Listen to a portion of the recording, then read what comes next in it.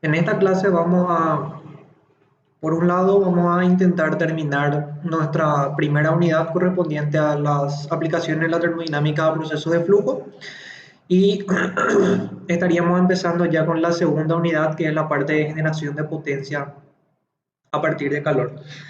Para terminar entonces vamos a plantear el siguiente ejercicio que dice: se estrangula agua fría a 15 grados Celsius desde 5 atmósferas hasta 1 atmósfera, como en una llave de cocina. ¿Cuál es el cambio de temperatura del agua? ¿Cuál es el trabajo perdido por kilogramo de agua por día en esta casa? A 15 grados y 1 atmósfera, el coeficiente de expansión volumétrica para el agua líquida es casi 1,5 por 10 a la menos 4 Kelvin a la menos 1. La temperatura de los alrededores es de 20 grados Celsius. Bueno, el proceso es evidentemente un proceso de estrangulamiento, que es lo que vieron en la clase anterior con el profesor César, que básicamente implica una reducción de presión, así como teníamos con respecto a la turbina, que era un expansor. La diferencia con respecto a el funcionamiento de una válvula con respecto al de una turbina, por ejemplo, es, como habrán visto, evidentemente que la válvula no es o no funciona de manera isentrópica. La turbina puede ser diseñada de manera que esa expansión se dé de manera gradual, de modo a que no implique ningún tipo de irreversibilidad, digamos, en ese sentido. La válvula es sencillamente alguna obstrucción o alguna obturación, digamos, en una sección del flujo, entonces es prácticamente imposible evitar que ocurra por lo menos una pequeña irreversibilidad en esa etapa.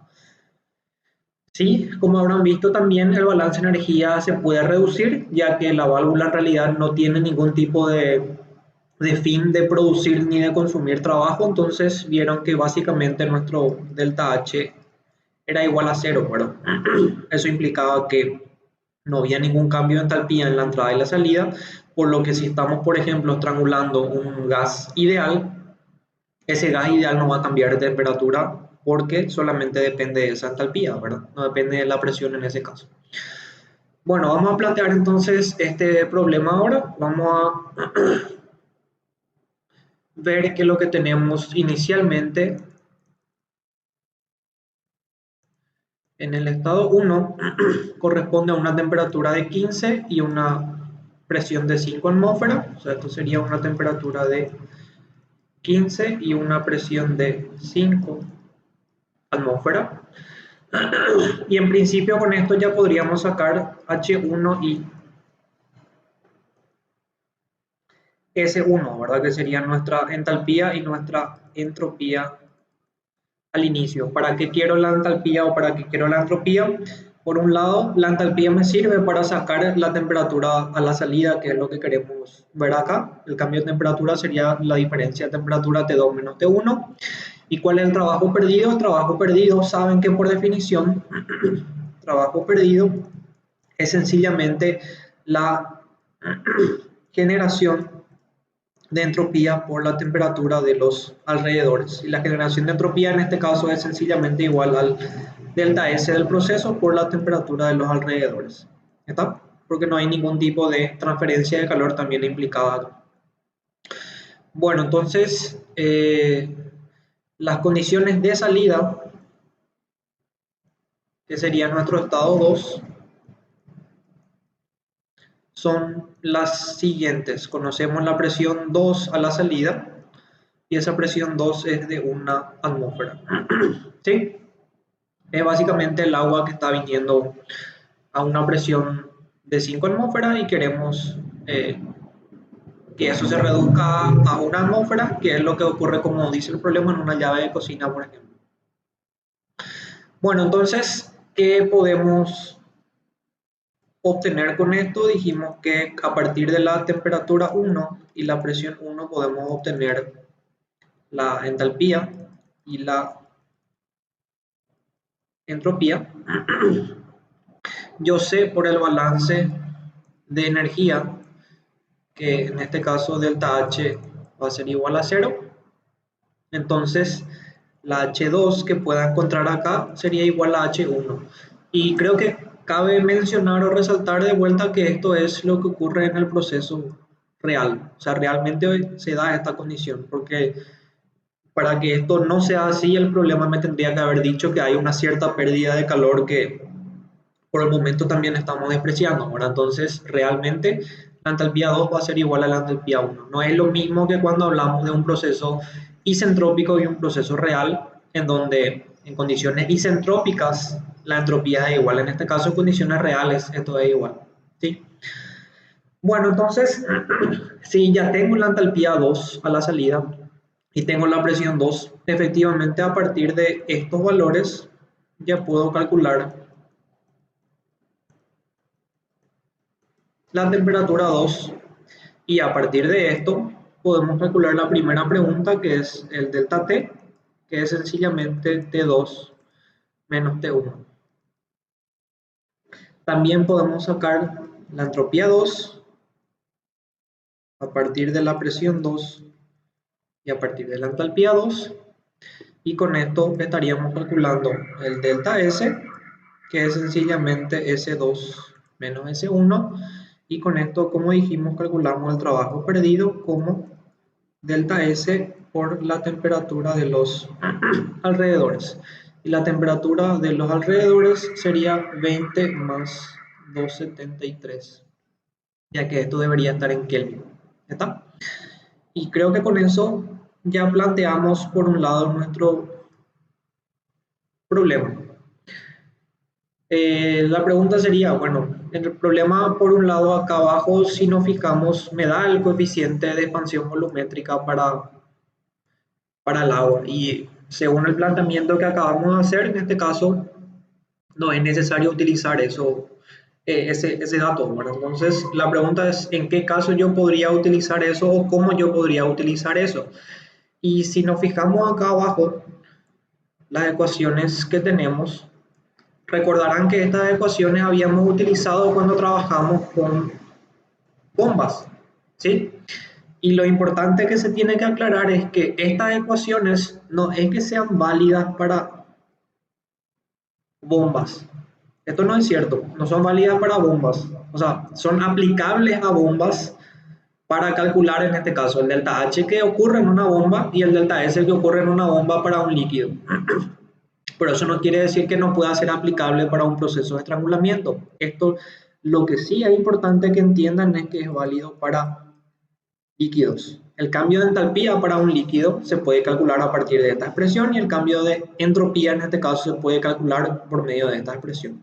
Entonces esto fácilmente es aplicable a lo que serían bombas, en donde efectivamente el delta H va a ser igual al trabajo de la bomba y el delta S para ese proceso. Como también en este caso esto va a ser válido para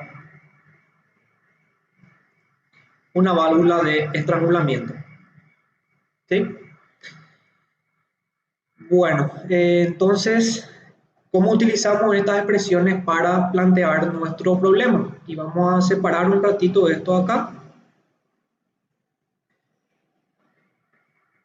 Y vamos a ver que sencillamente, a partir de esta primera ecuación, ¿qué podría calcular? Yo sé que este valor de delta H va a ser igual a 0, ¿verdad? Entonces, esto sería 0 igual a Cp por la T2 menos T1 más el volumen específico que puede ser obtenido en este caso a partir de ES por esto. Entonces, tenemos el delta P, tenemos la temperatura, que dijimos que siempre vamos a considerar esto como condiciones iniciales. Tenemos el Cp que también podemos sacar de ES y lo que podríamos calcular de acá entonces sería la temperatura 2. ¿Está? Y pasamos a la siguiente expresión, que sería la expresión de la entropía.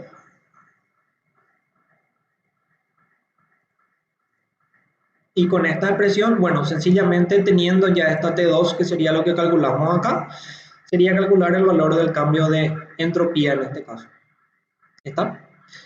Bueno, entonces voy a llevar esto ahora mismo a ES para ver los resultados y comparar las diferencias que puede ser que haya o no con respecto a cualquiera de los dos métodos que estamos viendo ahora mismo. Bueno, esto sería entonces nuestro ejemplo. Tenemos la primera parte que corresponde a el procedimiento utilizando los datos de entalpía y entropía de ES, y la segunda parte que es correspondiente a los valores de las ecuaciones que también vimos. Entonces, la temperatura de los alrededores, que el problema me dice, creo que era 20, el valor de beta es esto, la temperatura inicial es esto, ya que estoy utilizando ahora mismo temperatura en Kelvin, por la cuestión de que el trabajo perdido necesito calcular a partir de esa temperatura. Necesito calcular la entalpía y entropía, como vimos, como función de la temperatura 1 y la presión 1. La presión 2 es conocida a la salida, esto es igual. Con eso sacamos la temperatura a la salida y la entropía, calculamos el delta T y calculamos el delta S. Y con eso el trabajo perdido. Entonces, los resultados que vamos a ver serían estos tres ahora mismo acá. Que sería entonces nuestro delta T1, que es 0,09 grados, nuestro trabajo perdido 1, que es 0,47 kJ por kilogramo, y el delta S1 sería este, que es 0,00139. ¿Está bien? Si pasamos al siguiente procedimiento, que es utilizando las ecuaciones para líquidos, como vimos, sacamos el Cp en la condición inicial, T1 y P1, sacamos el volumen en la condición de T1 y P1 también. Esto sería la ecuación correspondiente a, si nos fijamos acá, esta ecuación corresponde a nuestra ecuación para la entalpía, que es la que vimos acá, ¿sí? De donde sacamos en este caso la temperatura 2 en este caso para distinguir de la otra, y con eso sencillamente ya podemos calcular nuestro cambio de temperatura asociado. Luego pasamos a nuestra entropía, que sería la ecuación que tenemos acá abajo, que es esta que está acá, y con eso calculamos nuestro nuevo trabajo perdido. Lo que sí creo es importante aclarar de vuelta es que como estoy trabajando para las entalpías y entropías de la parte de arriba en unidades de kilojoule, como habíamos visto, las ecuaciones que tenga que usar deberían estar por lo menos en el mismo sistema de unidades para que esto sea válido, ¿verdad? Entonces, el Cp que estoy sacando acá va a estar en kilojoule por kilogramo, entonces tengo que pasar a joule por kilogramo, que es esto, el 1000 que está acá. Y la presión que estoy utilizando en bar, el cual tengo que pasar en este caso a pascal para que esté también en unidad del sistema internacional. ¿Está? Entonces, haciendo esas aclaraciones, resolvemos de vuelta y vemos ahora los resultados correspondientes: delta T2, delta S2 y el trabajo perdido 2, que son los siguientes. El delta T2 es 0,093 más o menos, esto es 0,092, así que prácticamente no hay diferencia en cuanto a esto. El cambio de entropía es 0,0014 y esto sería 1,4, pero recuerden que esto está ya en unidades de joule y esto está en unidades de kilojoule. Esto habría que multiplicar por 1000 para que evidentemente tenga también un valor similar a esto, sería 1,39, que es prácticamente 1,4.